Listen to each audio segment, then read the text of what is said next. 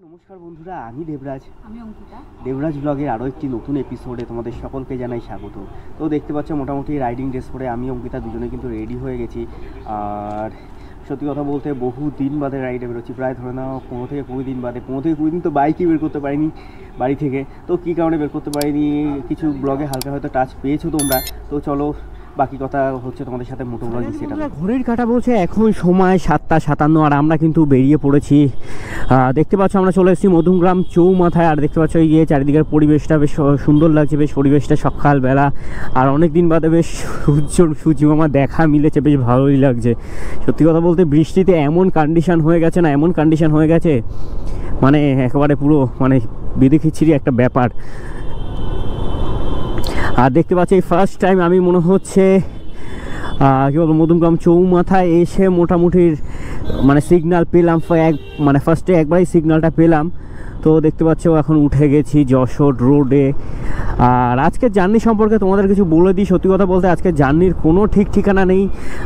অঙ্কিতাকে বলছিলাম ভাই অনেক দিন একটু রাইডে বেরোই, একটু লং লং বলতে তেমন কোনো বেশি দূরত্ব নয়, মাত্র 100 কিলোমিটারের মধ্যেই ধরে নাও। তোমার কোলাঘাট আমাদের বাড়ি থেকে প্রায় ধরে নাও ওই 100 কিলোমিটারের কাছাকাছি। তো যাব প্রথমে কোলাঘাটে, কারণ জানো প্রচুর পরিমাণে রাইডার যারা কোলাঘাটকে প্রচুর ভালোবাসে। আর কোলাঘাট রাইড তো হয়ই কম বেশি, আর আমিও কম বেশি কোলাঘাট রাইডে গিয়ে থাকি। কিন্তু সত্যি কথা বলতে তেমন কিন্তু হয় না, মানে কি বলবো তেমন ভিডিওস ওই টাইপের ওই ভিডিওসগুলো হয় না। কারণ কিছু কিছু সময় ব্লগ ছেড়ে নিজের একটু এনজয়মেন্টও কিন্তু প্রয়োজন আছে। শুধু যে ব্লগিংয়ের চক্করে পড়েছে শুধু ব্লগই করে যাবে এমন কিন্তু নয়। ব্লগের বাইরেও তোমার একটা লাইফ আছে, যেমন আমাদের মানে কি বলবো অফিসিয়াল একটা লাইফ আছে, নিজেদের পার্সোনাল একটা লাইফ আছে। তো চলো বন্ধুরা আমরা আস্তে আস্তে এগিয়ে যাই। আর এই যে এরিয়াগুলো দেখছো এই এরিয়াগুলো কিন্তু আমি প্রত্যেকটা ব্লগে তোমাদের কম বেশি দেখাই, বাট তবু আজকে সকালের বেলা আকাশটা দেখে বেশ ভালো লাগছে। আর যে সিজনের মানে কনস্ট্রাকশানের একটা পুরো জঙ্গল বলতে পারো, জঙ্গল কিন্তু মাথা তুলে দাঁড়িয়ে আছে একদম এয়ারপোর্টের পাশে। ঘড়ির কাঁটা বলছে এখন সময় 8:05 আর আমরা কিন্তু পৌঁছে গেছি বিরাটি মোড়ে। দেখতে পাচ্ছ বিরাটি মোড়ের কন্ডিশান। আর এইদিকে দেখো পুলিশ মামা তাকিয়ে আছে। মামা সকালবেলা একবার ফর্মে আছে। কিন্তু যাই হোক চলো আমরা টুকটুক করে এগিয়ে যেতে থাকি। ওরে ভাই সকালবেলা রাস্তায় বাস কুঁজি এটা ওটা কি আর বলি, আর কিছু বলার নেই। আর এদিকে আমার ডান দিকে দেখতে পেলাম একটা অ্যাডভেঞ্চার 250 আছে। গাড়িটা বেশ সুন্দর, কিন্তু অ্যাডভেঞ্চার 250টা অতিরিক্ত বেশি হাইট, হিমালয়ানটা হাইট একটু মোটামুটি কম হলো। যেমন ওটা লো সিট দিয়ে 805 mm হলেও এটা কিন্তু অনেকটা বেশি হাইট। আর কথা বলতে বলতে আমরা এখন পৌঁছে গেছি 3 নম্বর। আর এই যে দেখতে পাচ্ছ 3 নম্বরের যে কী বলবো এটাকে ফ্লাইওভার, হ্যাঁ ফ্লাইওভারই বলে। এখান দিয়ে আমরা উঠে যাচ্ছি, কারণ আমরা নিচ দিয়ে যাবো না। নিচ দিয়ে গেলে মোটামুটি মানে পুলিশ যা করে দেখেছো তো, তারা দাঁড় করিয়ে রেখে দেয়, কোনো নেই। তাই ভাবলাম উপর দিয়েই বেরিয়ে যাই। আর এই যে দেখতে পাচ্ছ আমাদের কিন্তু বাঁ দিকে রয়েছে হচ্ছে এয়ারপোর্টের সৌন্দর্যটা বেশ অসাধারণ একটা পরিবেশ সকালবেলা। আর আকাশটা দেখতে পেয়েছো, শরতের আকাশকে তো আর কিছু বলার নেই, কারণ মায়ের আগমন ঘটছে আর এদিকে মায়ের নিধনও ঘটছে। আর এই যে দেখতে পাচ্ছ এয়ারপোর্টের মানে আমাদের কি বলবো SCCU এর হেড অফিস।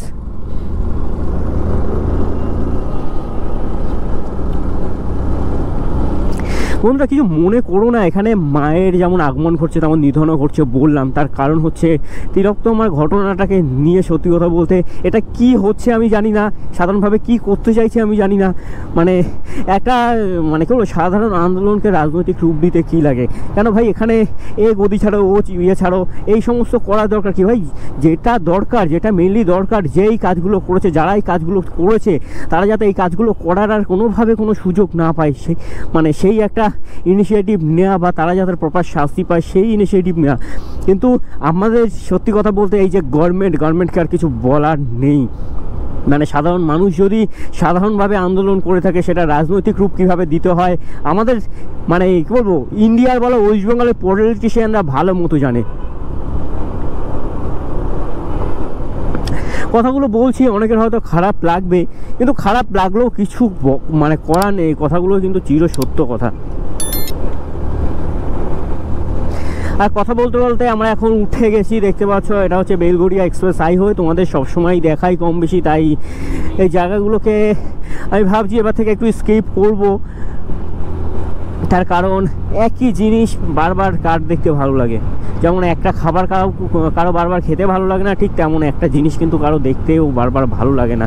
তবে এখানে যদি ডিমের কথা হয় সে ব্যাপারটা কিন্তু আলাদা, কখনো সে পোচ রূপে, কখনো সে সেদ্ধ রূপে, কখনো বা সে অমলেট রূপে। ভাবছিলাম তোমরা দেখাবো না, কিন্তু এই আকাশটা, সত্যি কথা বলতে এই আকাশটার কিন্তু যারা প্রকৃতি প্রেমী মানে তারা কিন্তু এই টাইপের ভিউয়ের মানে প্রেমে পড়বেই পড়বে। আর রাইডাররা তো এই টাইপের ভিউয়ে প্রেমে পড়ে, এই কারণে দেখতে পাবে প্রচুর পরিমাণে রাইডার কিন্তু এই বেসিক্যালি শরৎকালে কিন্তু রাস্তায় বের হয়। শরৎকালে বলবো না, এটা সবসময় বের হয়। আর মানে কি বলবো, আর এটা তো বর্ষাকাল চলছে, আর মৌসুম রাইডে তো প্রচুর মানুষ বের হয়। আর মেঘের আলো আধারি খেলা তো সবসময় চলবেই। এরই মাঝে আমাদের জীবনটাকে অতিবাহিত করতে হবে, দুষ্টুকে দমন করতে হবে, আর আমাদের মানে কি বলবো একটা কারাপশন মুক্ত বলো বা যেটাই হোক, একটা ভালো একটা সমাজ গড়ে তুলতে হবে।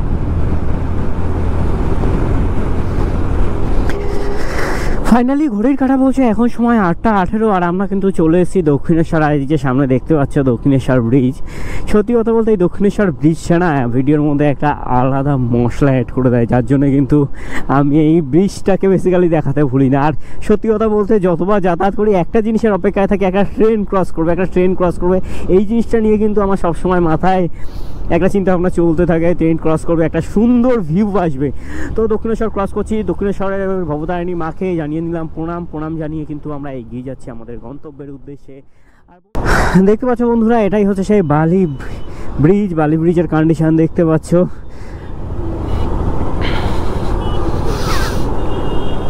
বাহ পুলিশ মামা, বাহ। বালি ব্রিজে সচরাচর কিন্তু ফাঁকা পাওয়া যায় না, পরপর 2 উইক দেখলাম ফাঁকা ছিল। যেমন আমি সেদিন যাচ্ছিলাম হচ্ছে তোমার তারকেশ্বরে যাওয়ার সময় দেখলাম বালি ব্রিজ কিন্তু ফাঁকা ছিল। আর সেদিন যে মানে এর আগে যে জয়পুর রাইডটা করলাম, জয়পুর রাইডের সময়ও কিন্তু মোটামুটি ফাঁকা পেয়েছি। তাছাড়া এই যে এখন যে দেখতে পাচ্ছ আজকে হচ্ছে সানডে সকাল, তেমন একটা কিন্তু ট্রাফিক নেই, তবু যা আছে মোটামুটি ভালো, প্রচুর ব্যস্ততম জায়গা এটা। সত্যি মানে কোনো জায়গায় জ্যাম পাওয়ার না পাওয়া, এই জায়গায় এসে তুমি কিন্তু জ্যাম পাবে, এটা কিন্তু তোমার ম্যান্ডেটারি। মানে আমি এই জায়গার জন্য আধ ঘন্টা একটু বেশি ধরে রাখি সবসময়, কারণ এইখানে মাঝে মধ্যে জ্যাম হলে যেভাবে আটকে যায়, আর বাসগুলো যেভাবে দাঁড়িয়ে যায় না, মানে একেবারে পুরো কম্প্যাক্ট হয়ে যায় জায়গাটা। মানে তুমি একবার যদি এগিয়ে যাও, পেছনে আরও 2টো গাড়ি এসে দাঁড়িয়ে যাবে, তুমি ওই জায়গা থেকে আর নড়তে পারবে না যতক্ষণ না সামনের গাড়ি সরছে। ফাইনালি ঘড়ির কাঁটা বলছে এখন সময় 8:28, আর আমরা কিন্তু এই জাস্ট NH-16 উঠে যাচ্ছি। আর বাদিকে ডান দিকে দেখতে পাচ্ছ ওটা হচ্ছে তোমার NH-2 যেটা দিল্লি রোড, আর আমরা উঠে গেলাম NH-16 ধরে আমরা সোজা আস্তে আস্তে এগিয়ে যাব।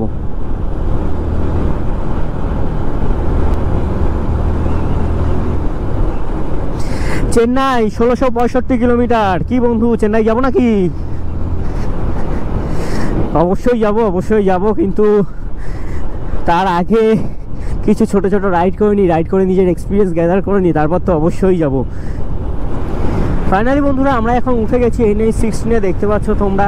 আর এখান থেকে কিন্তু কোলাঘাটের ডিস্টেন্স দেখাচ্ছে 55 কিলোমিটার, তার মানে আমরা অনেকটা রাইড করে ফেলেছি। আমার বাড়ির থেকে তো 31 কিলোমিটার মতো টোটাল রাইড করে ফেলেছি।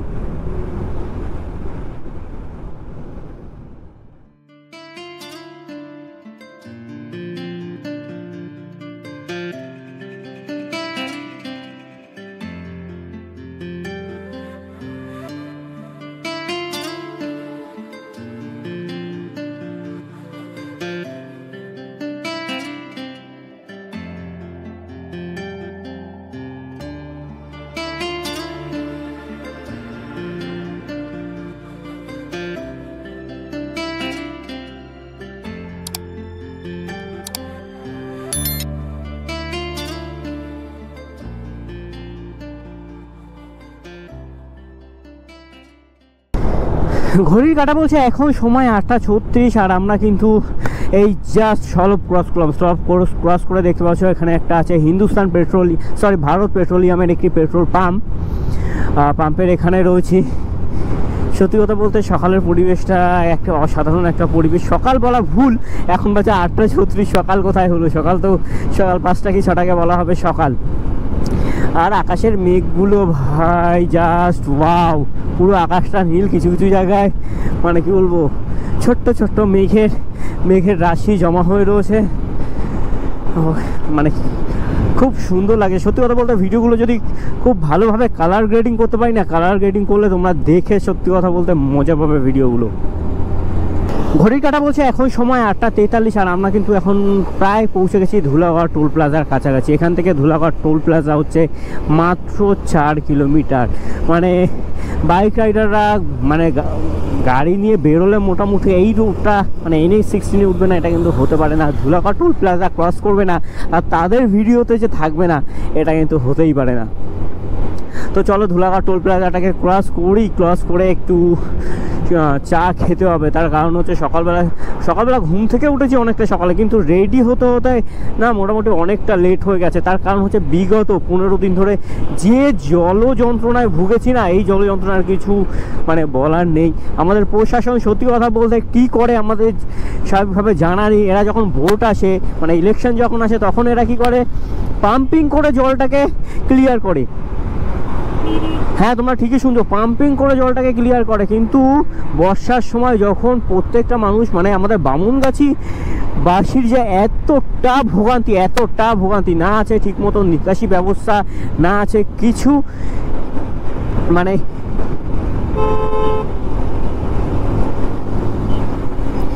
এক একজন মানুষের ঘরে হাঁটু জল। যার সাথে আমার মানে দেখা হয়েছে, যে বন্ধু আছে যেই আছে না বলছে ভাই নিচে একেবারে হাঁটু পর্যন্ত যায়, নিচের ঘরে হাঁটু পর্যন্ত জল, ঘরের মধ্যে হাঁটু পর্যন্ত জল। বিগত সবার মুখেই একই কথা শুনে গেছে, সবার মুখে।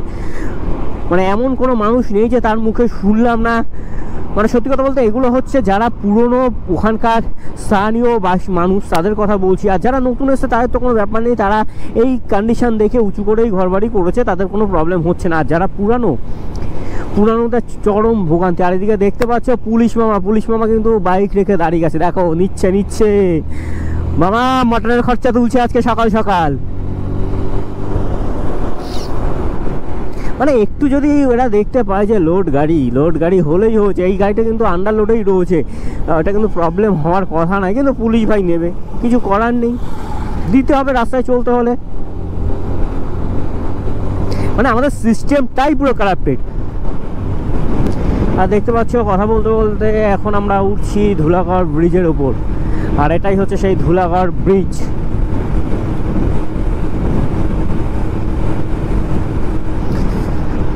সত্যি কথা বলতে রোজকার একটা সময় এখানে রোজ এভরিডে আপ ডাউন হতো, এখন হয়তো তেমন হয়ে ওঠে না। এখন হয়তো মাসে একবার, হয়তো 2 মাসে একবার হয়। আগে কিন্তু এই জায়গাটা সত্যি কথা বলতে মানে খুব কাছের একটা জায়গা ছিল, এভরিডে আপ ডাউনের জায়গা ছিল। আর এই যে স্থানে আছি এখান থেকে কিন্তু টোল প্লাজা মাত্র 1 কিলোমিটার। আর এই যে দেখতে পাচ্ছ সবাই দাঁড়িয়ে আছে, এটা কিন্তু মানে ধুলাগড় বাস স্টপ। আর এই যে তোমরা দেখতে পাচ্ছ জলা ধুলাগড়ি টোল প্লাজা। তো কজন জানো বন্ধুরা এই জলা ধুলাগড়ি নামটা? অনেকে কিন্তু জানে না, সবাই বলে যে ধুলাগড় টোল প্লাজা। অ্যাকচুয়ালি এটার কিন্তু অরিজিনাল নাম হচ্ছে জলা ধুলাগড়ি টোল প্লাজা। জলা ধুলাগড়ি বলার কারণও আছে, তার কারণ হচ্ছে এখানে আছে মানে প্রচুর ওয়্যার হাউস। এখন এখানে ওয়্যার হাউস হয়েছে, কিন্তু ওয়্যার হাউসে একটু বৃষ্টি হলে কোমর পর্যন্ত জল হয়ে যায়। আর এখানে যখন ওয়্যার হাউস ছিল না, যখন ফাঁকা জায়গা ছিল, তা কতটা মানে কি বলবো কতটা পরিমাণে জল হতো বুঝতেই পারছো। আর এদিকে দেখতে পাচ্ছ এটা বাইক না কি এটা অন্য কিছু, এটা তো আমি তো বলতে পারবো না, তোমরা দেখে ভাবো।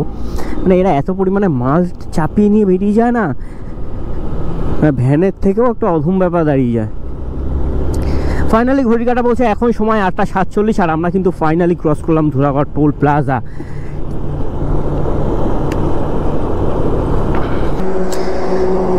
ফাইনালি বন্ধুরা যাচ্ছিলাম হচ্ছে কোলাঘাটে, আর কোলাঘাটে যেতে গিয়ে হয়ে গেছে একটা বড় সড়ো স্ক্যাম। জায়গাটার নাম ঠিক আমার জানা নেই। এখান থেকে বাগনান বেশি না, অল্প কিছু রাস্তা। দেখো এই যে হেলমেটটা দেখতে পাচ্ছ, এটা হচ্ছে এক্সরের হেলমেট। এটা হচ্ছে এক্সরের হেলমেট। জাস্ট কি নেওয়া হচ্ছে 1 মাস, জাস্ট 1 মাস নেওয়া হচ্ছে। কন্ডিশনটা দেখো, অটোমেটিক্যালি স্ক্রুগুলো সব খুলে গেছে। অঙ্কিতা আমাকে পেছনে বসে বসে বলছে ভাই একটু দাঁড়িয়ে যেত কী বেশ এগুলো খোলা খোলা লাগছে। এবার খোলার পরে নেমে দেখি হচ্ছে এই কন্ডিশান, স্ক্রু তো অলরেডি পড়ে গেছে, দেখতে পাচ্ছ অলরেডি পড়ে গেছে স্ক্রুগুলো। আর এই হচ্ছে বর্তমান কন্ডিশন। না এটা হচ্ছে রাবার, এটা এমন থাকে, দেখতে পাচ্ছ কি অবস্থা। ও বাবা এইগুলোও দেখো, এইগুলোর অবস্থা দেখো, স্ক্রুগুলোর অবস্থা দেখো।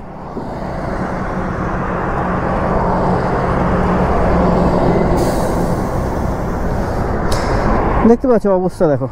সত্যি এক্সার দিনে দিনে মানে কি বলবো, এক্সারের কোয়ালিটি এত বাজে হয়ে যাচ্ছে কিছু বলার মতো নেই। তো চলো দেখি এখানে দাদাদের কাছ থেকে। ওকে তুই চাবিটা রাখ, আমি দেখি এখানে ইয়ে পাই কিনা। দাদা স্ক্রু ড্রাইভার মিলেগা? হ্যাঁ 1 মাস হয়েছে, 1 মাস। একটা হেলমেটের দাম 5000 টাকা। क्या चाहिए क्या? स्क्रू ड्राइवर दीजिए ना। Screw driver? हाँ। हेलो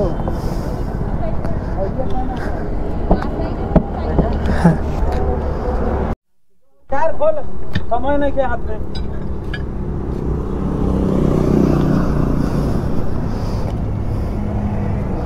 तो प्लास्टिक निकाल। ओए चाहिए मेरा।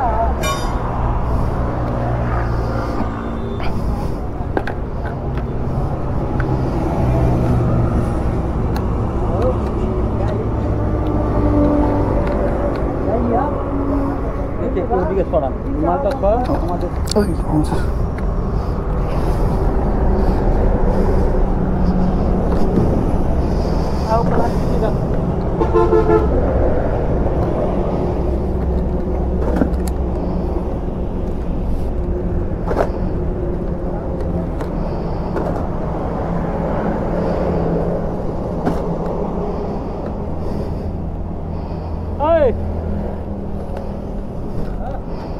प्लास्टिक निकाल।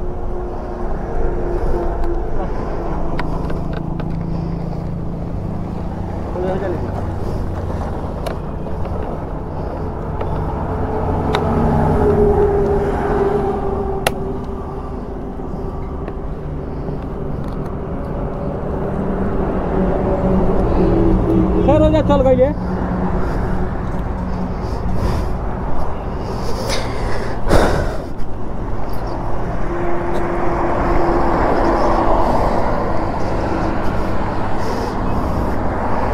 এদিকে অঙ্কিতার মুখের অবস্থা দেখো, বেচারা 5000 টাকার হেলমেটের কন্ডিশনে।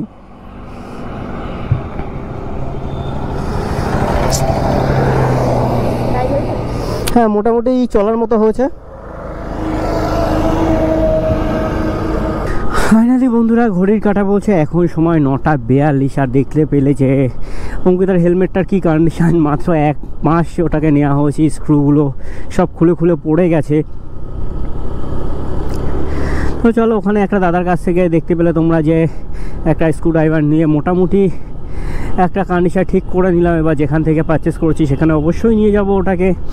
আর এই ভিডিওটা তো এক্সর হেলমেটকে মানে এক্সরকে তো একবার তো ট্যাগ তো করতেই হবে। তো তোমরা বন্ধুরা তোমাদের কারো যদি এইরকম টাইপের প্রবলেম হয়ে থাকে এক্সরের হেলমেট নিয়ে অবশ্যই তোমরা কমেন্টস করে জানাতে পারো। আর কোলাঘাট ব্রিজ আমরা যে স্থানে আছি এখান থেকে কিন্তু মাত্র তোমার 13 কিলোমিটার। তো চলো আস্তে আস্তে এগিয়ে যাই আমরা আমাদের গন্তব্যের উদ্দেশ্যে। আর আজকে কিন্তু হাইওয়েতে প্রচুর পরিমাণে রাইডার রয়েছে। সত্যি কথা বলতে কন্টিনিউ কিছুদিন বৃষ্টি হওয়ার পরে না মানে রাইডাররা রীতিমতো মানে কি বলবো ওটাকে, মানে ঘরে থাকতে থাকতে একটা অন্যরকম ইয়ে হয়ে গেছে। সবাই দেখলাম প্রচুর পরিমাণে মানুষ দেখলাম রাস্তায় বেরিয়েছে। যাক দেখে ভালো লাগে, মানে আমাদের রাইডার কমিউনিটি আস্তে আস্তে এগোচ্ছে।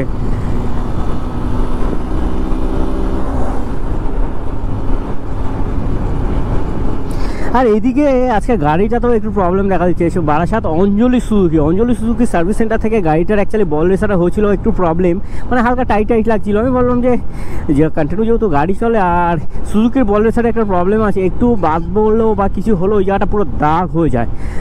আমি ভাবলাম যে যাক বল রেসারটা চেঞ্জ করে নিই। এবার বল রেসারটা যে কীভাবে ভাই সেটিং করেছে, আমি পরপর দুবার নিয়ে গেছি, দুবার নিয়ে গিয়ে দুবার খুলেছে, দুবার সেট করেছে, দুবার সেট করার পরেও গলাটা মানে ব্রেকটা যখন আমি করছি না গলাটা হালকা হালকা কাঁপছে। তো অঞ্জলি সুজুকি থেকে কারা কারা তোমরা কাজ করাও আর কাদের কাদের এই টাইপের প্রবলেম হয়ে থাকে, কারণ আমি ওখানে যেদিন কাজ করাচ্ছি মানে যেদিন কাজ করিয়েছি তারপর দিন যখন আমি এটাকে ঠিক করতে নিয়ে যাই অনেকে ছিল, ওদের সবার সাথে মোটামুটি কথা বললাম, বললো এদের কাজ সত্যি কথা বলতে একদম অ্যাভারেজ, এরা ঠিকমতো মানে কী বলবো কাজ বাজ করে না বললেই চলে। আর মানে করে না বলা ভুল, এটা কাজ পারে না অ্যাকচুয়ালি।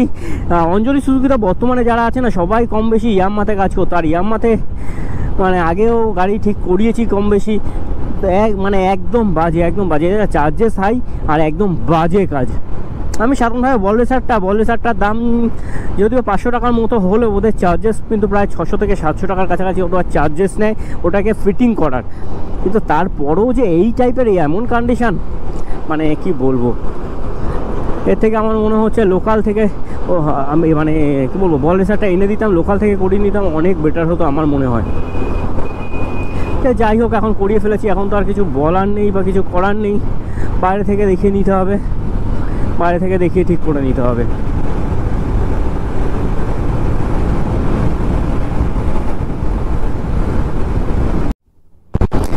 ফাইনালি আমরা যে জায়গাটায় আছি এইটা কিন্তু হচ্ছে বাগনান ব্রিজ থেকে নামতে নামতে মাইল ফলক দেখতে পেলাম। মাইল ফলকে কিন্তু লেখা আছে দেউলটি 5 কিলোমিটার, আর দেউলটি হচ্ছে সেই শরৎচন্দ্রের বাড়ি, আমাদের কথা সাহিত্যিক শরৎচন্দ্র বাড়ি, যেটা রয়েছে হচ্ছে তোমার রূপনারায়ণ নদীর পাড়ে। দেখি এখন আমরা যাচ্ছি হচ্ছে কোলাঘাট থেকে ফেরার পথে অঙ্কিতার সাথে কথা বলে দেখি, অঙ্কিতা যদি বলে হ্যাঁ যাব তো অবশ্যই গিয়ে একবার দেউলটিটা মানে শরৎচন্দ্র চট্টোপাধ্যায়ের বাড়িটা ঘুরে আসবো। আর সত্যি কথা বলতে টাইমিংটা দেখতে হবে, তার কারণ হচ্ছে সবসময় কিন্তু শরৎচন্দ্র চট্টোপাধ্যায়ের বাড়ি খোলা থাকে না, একটা নির্দিষ্ট টাইমিং আছে। কারণ আমি মাঝে একবার একটা ব্লগে দেখেছিলাম যে হ্যাঁ ওটার একটা টাইমিং রয়েছে, সেই টাইমিং ওয়াইজই যেতে হবে, না হলে কিন্তু ওটা খোলা থাকে না। তো যাই কোলাঘাটে গিয়ে একটু খাওয়া দাওয়া করে নিই, খাওয়া দাওয়া করে তারপর দেখি অঙ্কিতার সাথে কথা বলে ও কী বলে, যা করবো ক্যামেরার সামনেই করব। আর এটা যেহেতু একটা রাইডের ব্লগ, এই ব্লগে হয়তো যদিও গিয়ে থাকি এটা কিন্তু আপলোড করব না, তো ওটা কিন্তু নেক্সট আরেকটা ভিডিওতে আসবে। তো চলো বন্ধুরা তোমরা এনজয় করতে থাকো রাইড, আর আমরা এগিয়ে যাই আমাদের গন্তব্যের উদ্দেশ্যে। আর আমাদের গন্তব্য এখন এখান থেকে প্রায় ধরে নাও তোমার কত 10 কিলোমিটার, হ্যাঁ 10-12 কিলোমিটার মতো হবে।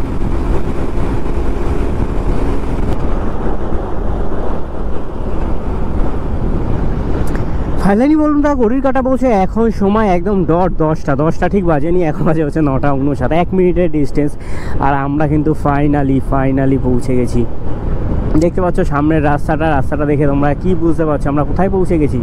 ফাইনালি বন্ধুরা আমরা পৌঁছে গেছি সেই কোলাঘাটে। আর দেখতে পাচ্ছ হালকা পাতলা বৃষ্টি হয়ে গেছে, আর ওদিকে দেখতে পাচ্ছ একটা সুন্দর ভিউ, ট্রেন যাচ্ছে। সত্যি এই ভিউটা মানে একটা লাখ টাকার ভিউ, আমার কাছে তো লাখ টাকার ভিউ। এই হচ্ছে সেই কোলাঘাট।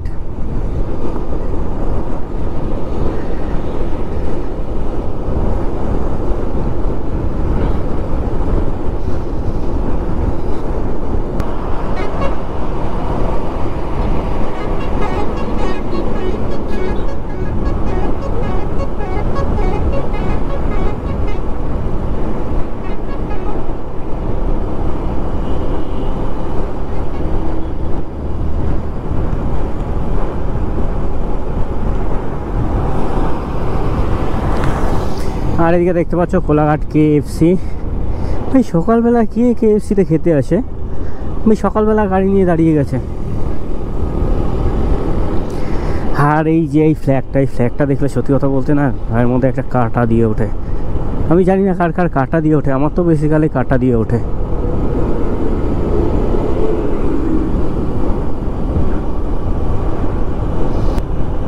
কিন্তু কথা হচ্ছে, আর এই যে দেখতে পাচ্ছ এটা হচ্ছে বাস চেকিং বা বাস ডিপো, যেটা এখানে কিন্তু যত কলকাতাগামী বলো বারাসাত থেকে বলো যেখান থেকেই বাস আসুক না কেন সব বাস কম বেশি সব এখানেই এসে দাঁড়িয়ে যায়। কিন্তু এখন কথা হচ্ছে আমাদের খুঁজতে হবে একটা ইউ টার্ন। আমরা এই ফুটে আর খাওয়া দাওয়া করবো না, আমরা একবার ওই ফুটে চলে যাবো, ওই ফুটে গিয়েই খাওয়া দাওয়া করব। কিন্তু ইউ টার্ন নিতে আমাদের যে কোথায় যেতে হবে এটাই হচ্ছে সবচেয়ে বড় কথা।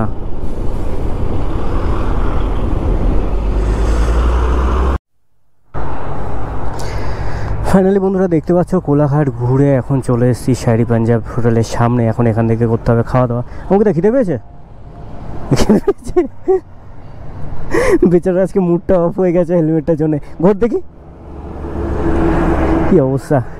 ঠিক আছে চলো যাই, গিয়ে খাওয়া দাওয়া করি। খাওয়া দাওয়া করে আবার তোমাদের সাথে দেখা হচ্ছে।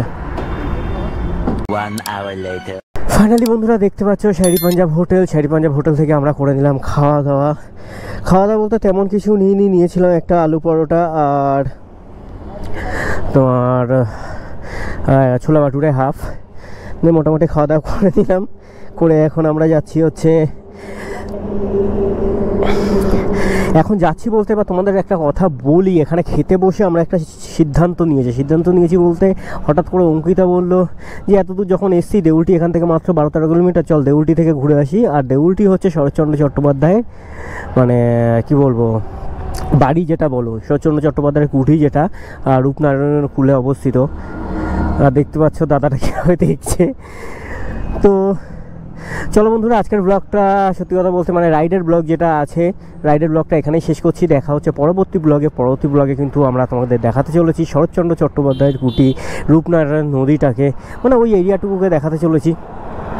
তো চলো বন্ধুরা এখনকার মতো টাটা।